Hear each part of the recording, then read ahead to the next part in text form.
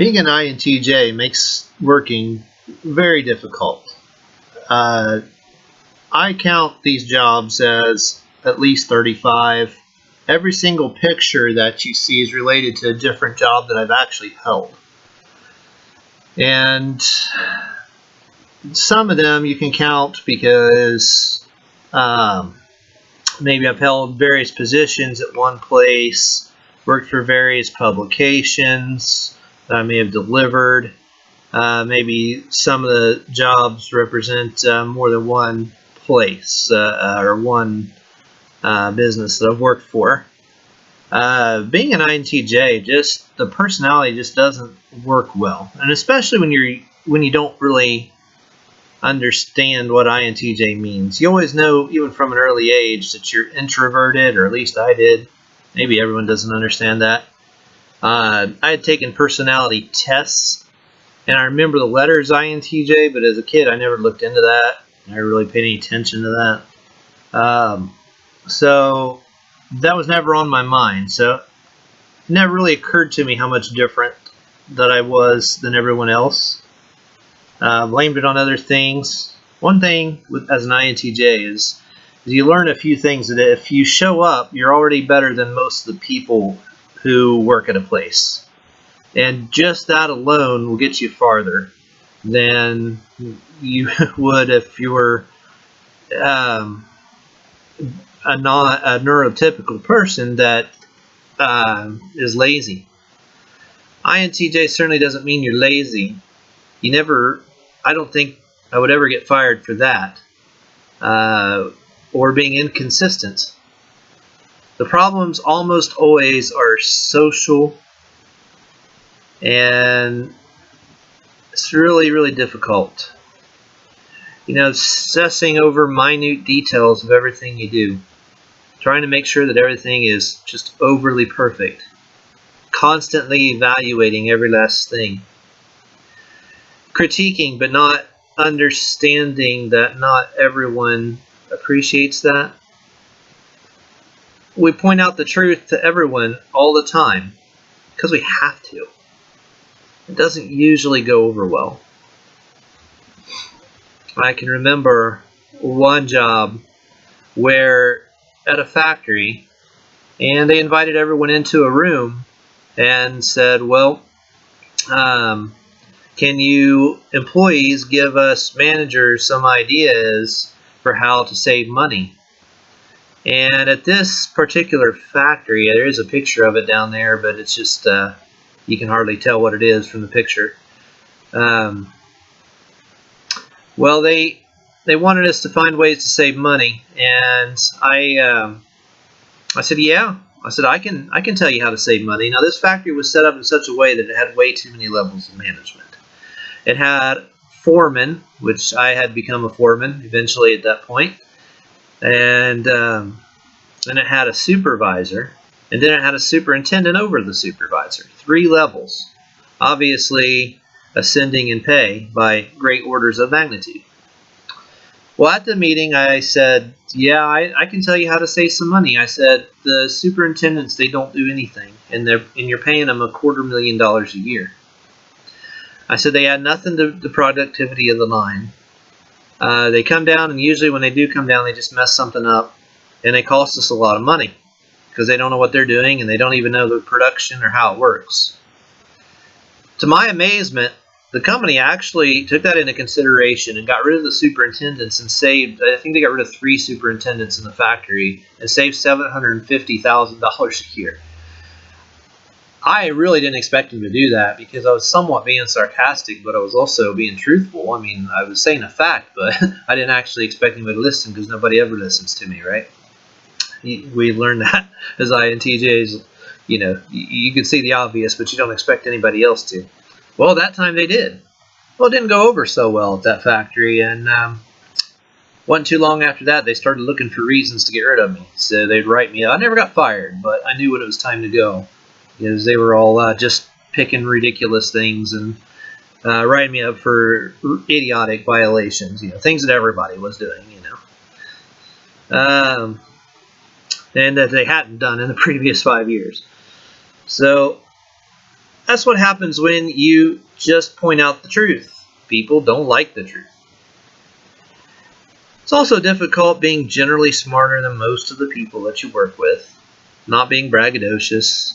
It's just most people are stupid. Let's just be honest here.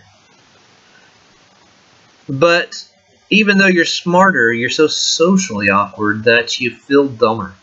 Because you really can't communicate with most people at their level. And so you always feel like the weird, the shy, or the bashful. But a lot of INTJ weirdness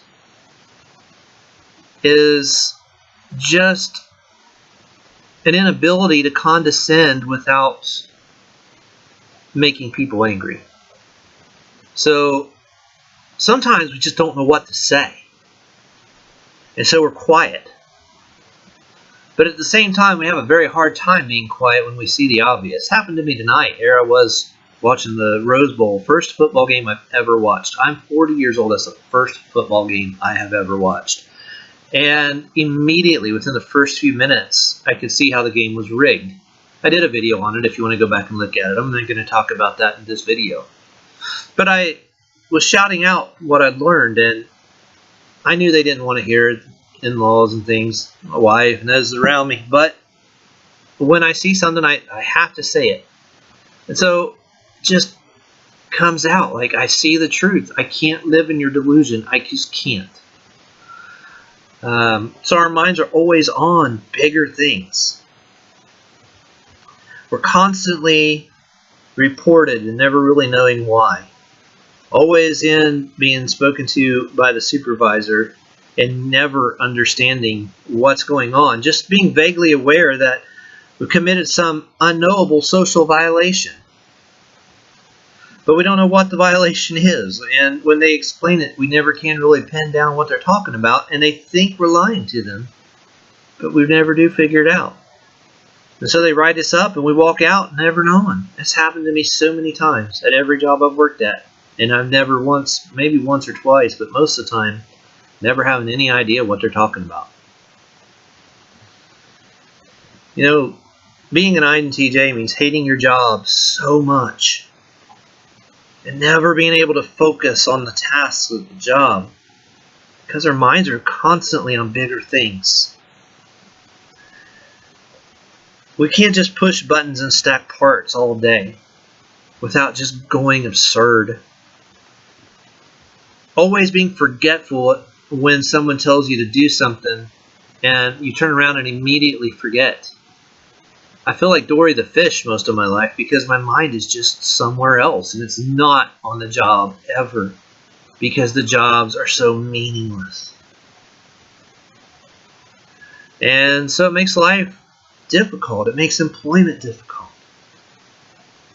Extreme literalism has caused so many bosses and other employees to just get angry at me because I literally do exactly what you say. And if you think you told me to do something else, but I did what you actually told me to do, and then you have a problem with it. that never seems to go over well. And they always say I'm doing it on purpose. But I'm never doing anything on purpose. I'm only doing exactly what you said. You know, I've had so many of these jobs, and I would get to where I'd go from job to job. And I say, okay, 35, but keep in mind that I went to college forever, like 7 years.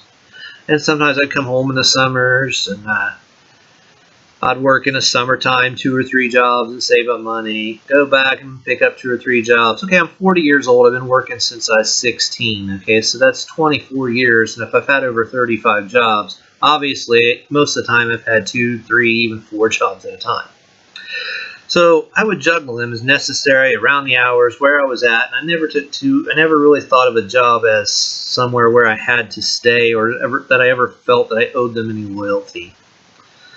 So I got to where at jobs, from the very first day that I walked in, I would start measuring the time that I thought I would be able to be there because I would know that time was coming when enough people would hate me that I would know they would try to destroy me and I'd have to leave. Because they always attack me. I never attack anyone else. I never try to get other people fired, but every job I've been in, pretty much, people have tried to get me fired. Mainly, they just don't know how to leave you alone. And like I say, I've never been fired because I understand what's going on, and I can read things pretty well, so know when it's time to go. The biggest challenge that I have as an INTJ is working with females. If women work there, you already know the time's going to be shorter, that you're going to be able to work there.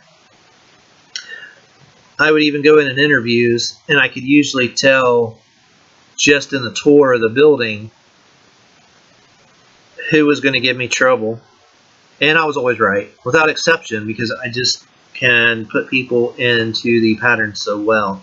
Because everyone fits a pattern.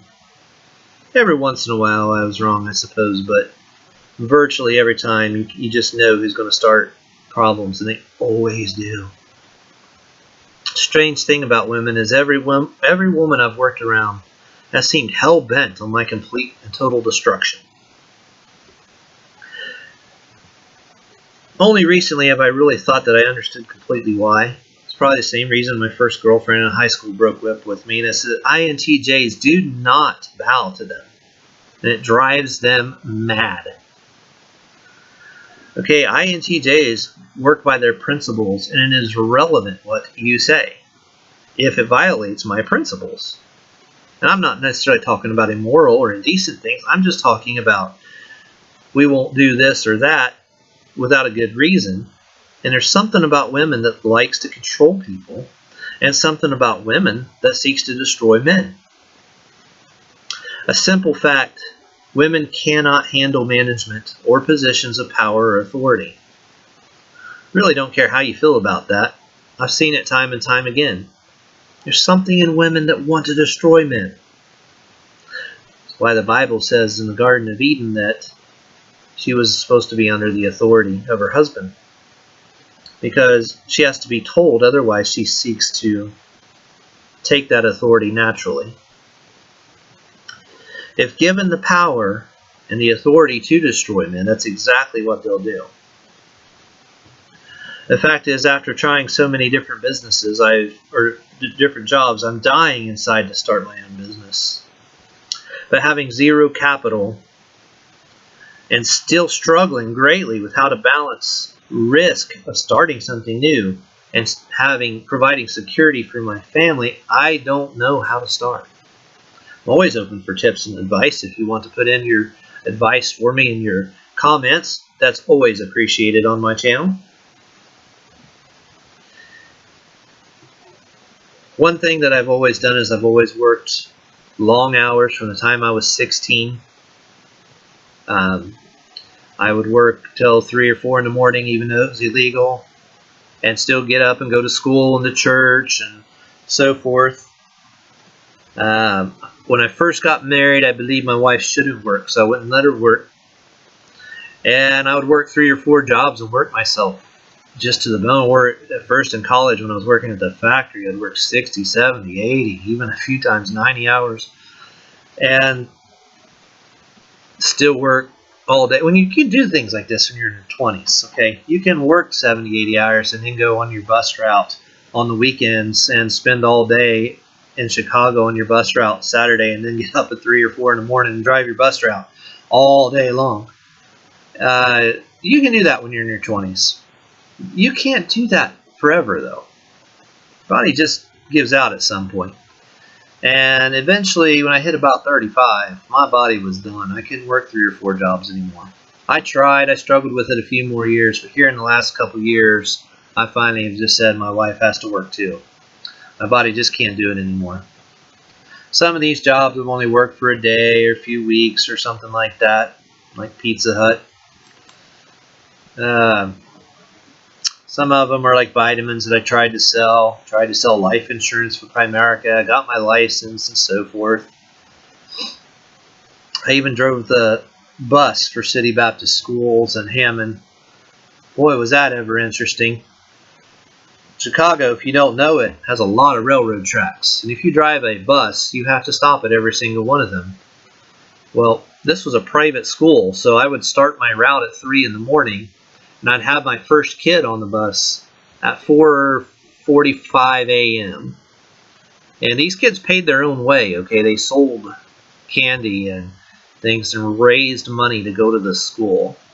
This was a hardcore sort of... You either really wanted to go there, and if you went to a Chicago school, you would want to go there because Chicago schools are just so terrible.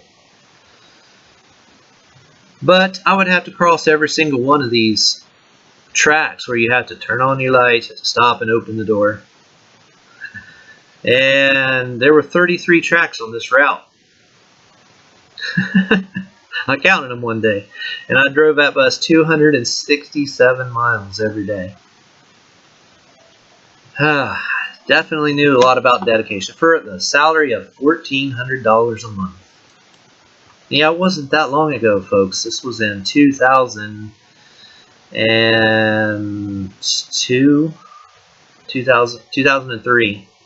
Okay, $1,400 was not like it was in the 60s or 70s or something. Oh, goodness. I'll tell you, the worst job, though, that I ever had was not that one.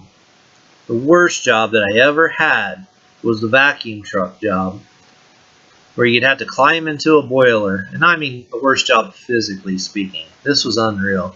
You'd have to climb into a boiler which you could barely fit through the porthole with a tiny light on your hat and bring a huge vacuum through the thing, or if you were sucking ash, or if you were spraying it, you'd have to bring the equivalent of a slightly smaller but pretty close to the same force as what firemen use to put out fires. Usually you bring a hose in and spray this ash all over you while crawling on your back in a confined dark space with a little light on your hat like you're in a cave.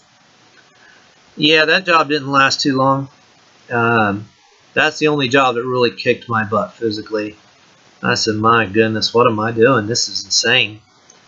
But at the end of the day, I would have put up with it a lot longer, except that they were crooked in there. They got me to drive their trucks all day, but told me because I grinded gears, they weren't going to give me the raise. Yeah, okay. Of course, I got desperate one time and tried driving a truck here a few years ago, a semi-truck. Went and got my CDL, and you'd think that'd be a great job because you're supposed to be working alone, but I never got that far. 9 days into it, we were in a snowstorm, and the snow was 2 feet deep. It's the same snowstorm a few years ago that buried New England in like 2 feet of snow. I think it was over 2 feet. And that storm was on its way to New England, and I was driving west in Pennsylvania. So it was only the 9th day that I'd been driving. We'd already driven across the country from Indiana to California, back to Rhode Island. Now we were going back across the country again. Well, the snow started to hit, and it was the middle of the night, and I told the other driver who was supposed to be training me that it was unsafe to drive, and that I wasn't going to drive in the mountains at 2 in the morning in Pennsylvania in 2 feet of snow. Well, he was quite angered by that, and I even left the truck to get away from him. Went and slept on the bench in the rest area. And one thing about you have to understand the truck is once you can't drive until your hours reset. Well, he waited for his hours to reset, and then there was about an hour left or so, and he decided he was going to drive. Well, I said a little prayer. I was sick of this job. Knew I'd made a horrible mistake, and not just because of the weather or whatever, but just it was just a horrible experience. Probably the worst experience of my life. Not the hardest job in the sense of like physical work, but mentally it was so hard because you're just alone and you'd work 14 hours a day, but the other 6 hours or 8 hours a day you were in the back of a truck. Horrible. What a horrible way to live. I don't know how people do it. 9 days into it. Well, I pray. Here's proof, folks. If you don't believe that God answers prayer, here's your proof right here. I prayed before I got back on that truck. I said, God, please injure me so bad that they have to let me out of this contract. But don't hurt me so bad that I can't work somewhere else soon to take care of my family. And you'll see a picture on there of my truck, the only picture I got when I wrecked it. And that whole side of the truck is peeled back like a sardine can. The passenger seat's actually gone. It's smashed into the hillside. The bunk I'd been laying on smashed into the hillside. It threw me forward, and I didn't even see the wreck. I had literally fallen asleep and was laying between where the passenger seat was and the driver's seat. And you can barely tell from the picture, but I literally used the mountain to push myself up to get out the driver's side. The second I did, the pain set in, and I literally at that point, I was not thinking about the prayer at that moment. I thought I was going to die. That was the worst pain I ever experienced in my life. Barefoot and blind, everything missing and strewn along the hillside for the last 100 yards or so. I got out in the cold at 4 in the morning with several feet of snow on the ground, feeling like I was almost ready to die. Oh, what an experience, folks. So, but nothing was broken. So God answered the prayer exactly. I'd never heard from CR England since. I was out of there and went home. Had to rent a car, folks. They didn't help me get home. Don't answer those ads. Don't work for that company, I'll tell you. What an awful experience. Tried delivering bread for a while, and not long after that, one part of my prayer is that I prayed that a West Virginian, an old West Virginian that I thought I could get along with really well.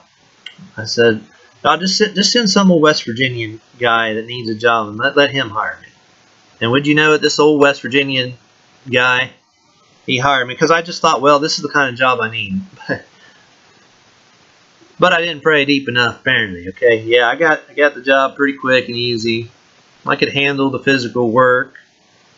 This was only about a month after my truck wreck, and I was so scared to even get on a truck for the first month or two. Oh, shaking, just dry.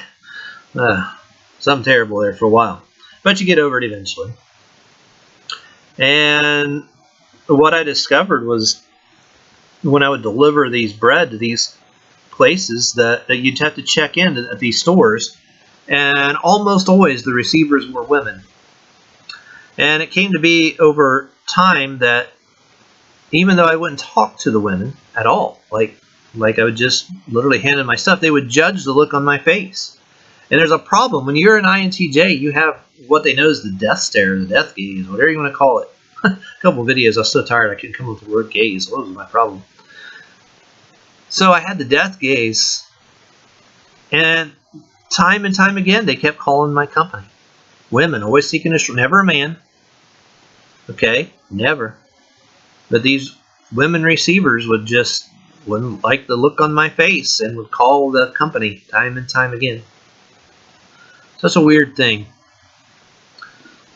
So needed to get out of there. Of course, it's not ethical for me to tell you where I work now, so I'm going to leave that company out of it for this video, but I could see myself being at this one for 15 or 20 years if nothing changes. I prayed very specifically for this one, so I think God has put me exactly where I need to be for now. Although I'm very open to getting more information, and haven't actually prayed about starting a new business yet. Maybe that's the problem. So as an INTJ and as a Christian, you work together, and God hears you, but he answers your prayers and he teaches you lessons along the way that you have to learn. And learning to get along with people is still a huge challenge.